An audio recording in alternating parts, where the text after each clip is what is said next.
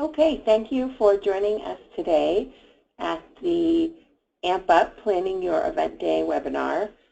We're getting close. We're more than halfway through April, and the first Amp Up events start on the last week in April, first weekend of May, so April 30th and May 1st. So we're getting close, and I just wanted to talk about a few things you should be thinking about for your event day.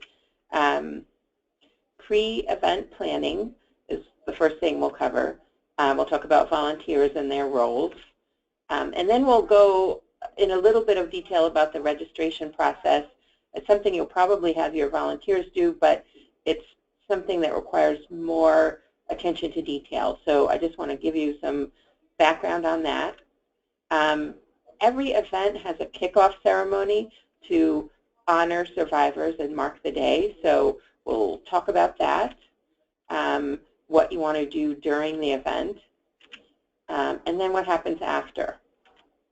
So for starters, we're going to talk about pre-event planning. So at this point, you have your site. If it's a walk or a run, you have your route plan. You hopefully have your insurance certificate if you need it, and I can certainly get that to you. So you have a sense of what's happening and where. And now, if you haven't done this already, think about and plan for what you'll need for the day. So for instance, are there tables on site or picnic tables that you can use, or will you need to bring your own? Are there directional signs?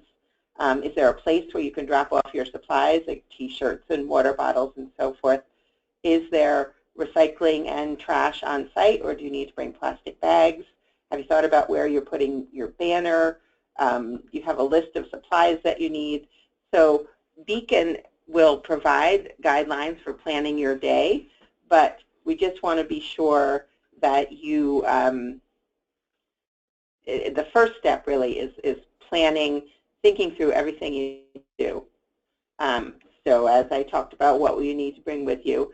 T-shirt, Beacon supplies are sent you. Both your T-shirts and your supply boxes are on the way, and we'll be sending you guidelines so you'll know what to bring. Of course, use them as general guidelines. You may need additional things depending on your event and your location, but they're a good starting point.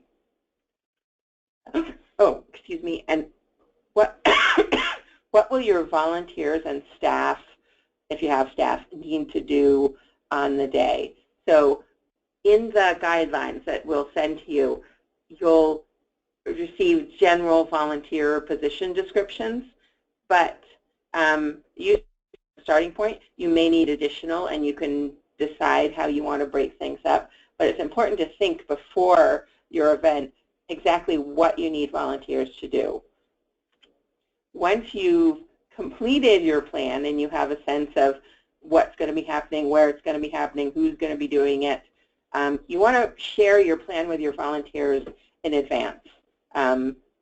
Provide them with, say, a map to the site, mark the drop-off point, send a description of the job you need them to do, your plans for event day. You can share the guidelines that Beacon will provide to them, or for them, sorry. But basically, you want them to know what the day is going to be like and what they're going to be doing before they get there. Okay. So volunteers are pretty critical to most events.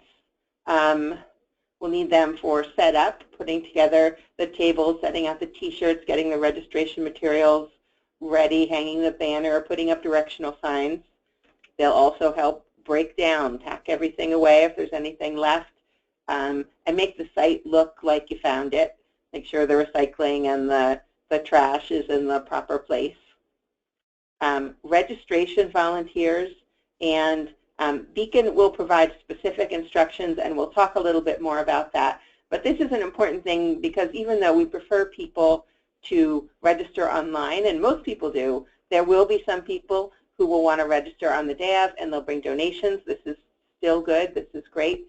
But this volunteer opportunity requires people who are a little bit more detail-oriented and can follow instructions and stay focused throughout the period. It's not a really hard job. It's just, you'll want to look for someone who is can focus and can make sure everything goes where it needs to go. We'll also have a t-shirt table, and this is not as much work as registration, but if you can have someone monitoring the table, making sure the sizes don't get mixed up, that sort of thing. Same for monitoring the snack table. And finally, a photographer. It's really important to document your day. So a lot of the pictures you'll see on the screen are of volunteers, groups who took pictures. You can also take a group shot of the whole event, which we'll talk about in a bit. But basically, if you could have someone document your day and then share them with us, we can use them on our website and on our social media accounts, Facebook and Instagram, to get the word out and raise awareness about bladder cancer. So photographer is important too. These are some general suggestions, and you'll see in the guidelines more description about what those volunteers should do. However, your event may be different. I know at least one person is having a beanbag toss, so you may need some volunteers at your beanbag toss stations or picking up beanbags or something like that. And so really use it as a starting point, but if you need to do it differently, don't feel like you have to follow our instructions. But do think about everything volunteers will need to do for you, and you'll need to tell them that at least the day of or a few days before, so you want to be sure you have it all thought through. Okay. Now I want to talk about registration, and our first bullet is keeping it together. And what we mean by that is when someone comes to register and they're registering themselves or they're registering a member, they may have donation checks to drop off.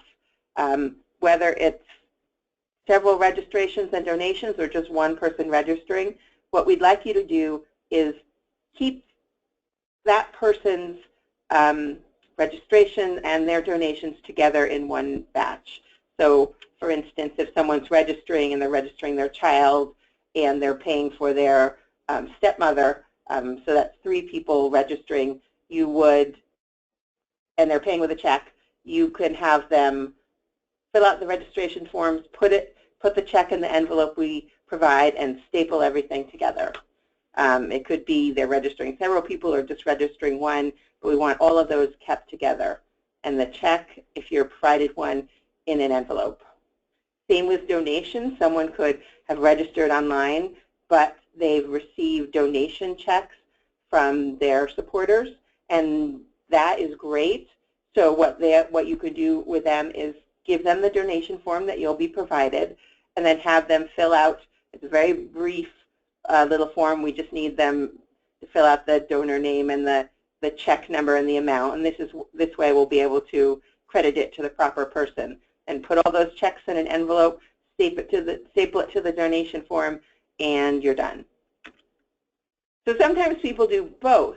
They want to register themselves and their family maybe, but they also have donations. That's fine. So you would say someone is registering themselves and their 2 children, and they have 5 checks.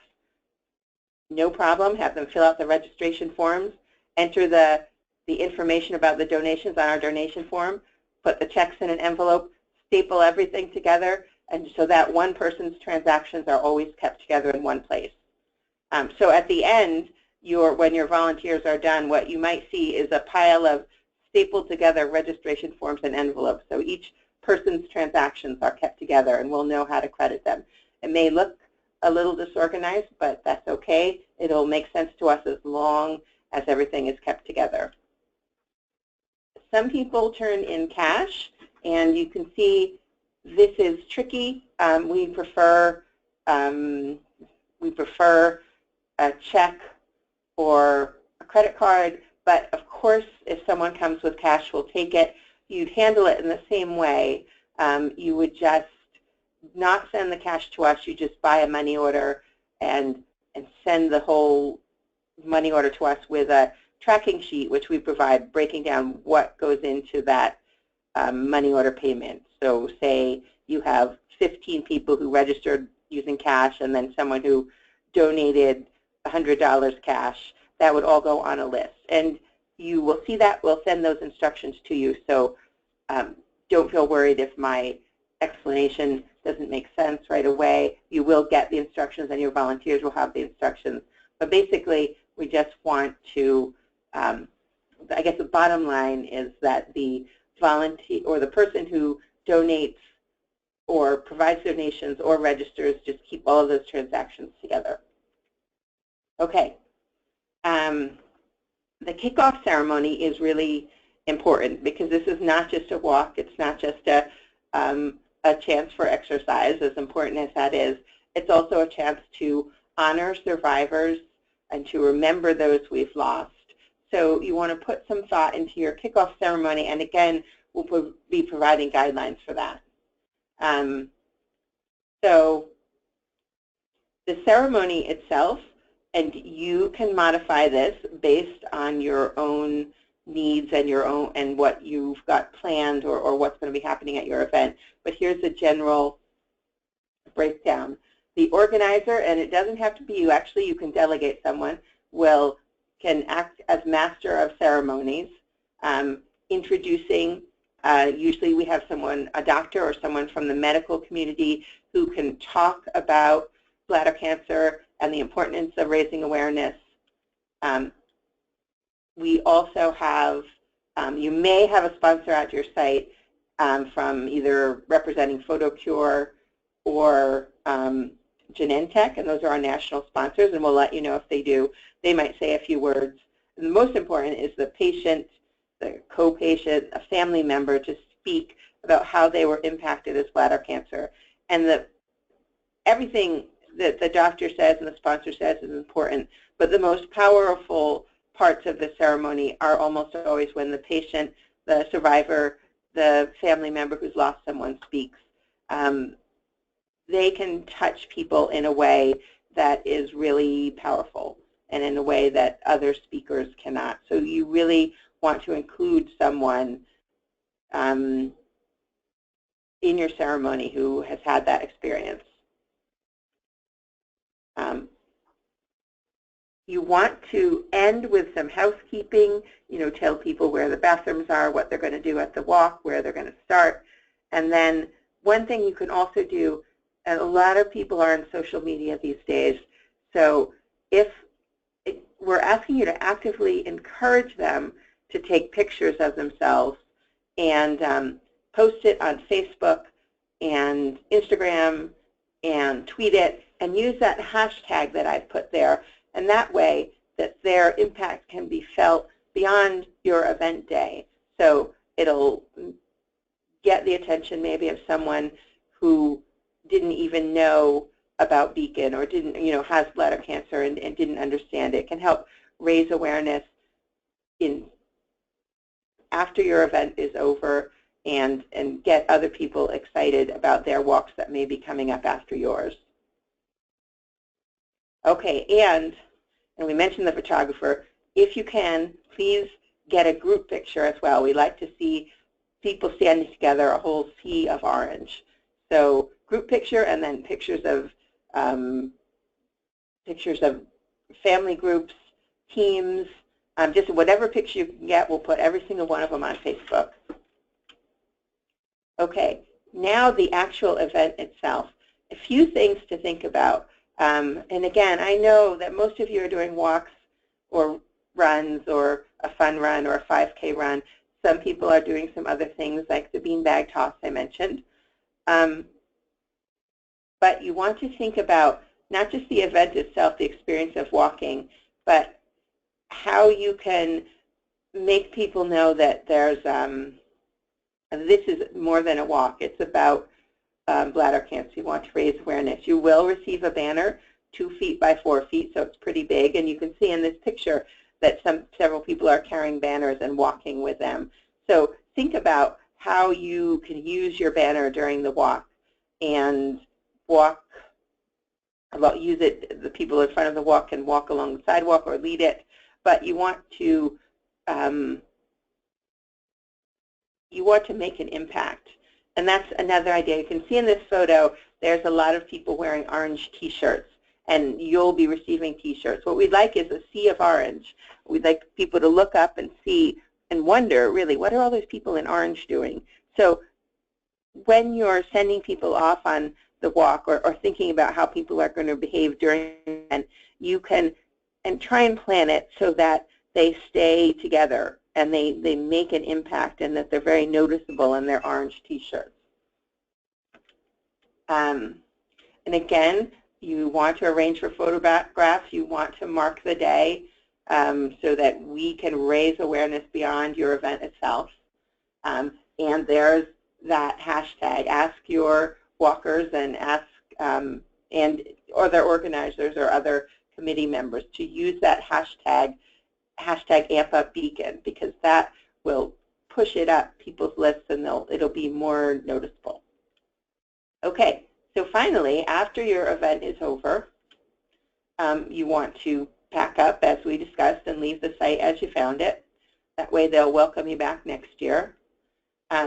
You'll turn in the money, and again, we discussed that a little bit, how you'll be picking up and processing registrations, and we'll provide you with instructions about what to do with it, as well as we'll provide both the donation envelopes that you're putting checks into, and we'll also provide an envelope that you can mail to us that already has a tracking number on it.